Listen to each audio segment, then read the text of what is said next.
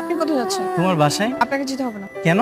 কারণ আমি চাই না আপনি আমার আশেপাশে থাকেন। এটা আমার পছন্দ না, আমার ভালো লাগে না। কি বলতেছে এসব? আমি না তোমার হাজবেন্ড। হাজবেন্ড বলে আজ আমি আপনাকে সহ্য করে আছি। আমার বাবা যে আপনাকে কি দেখে পছন্দ করেছে আমি সেটাই বুঝতে পারি না।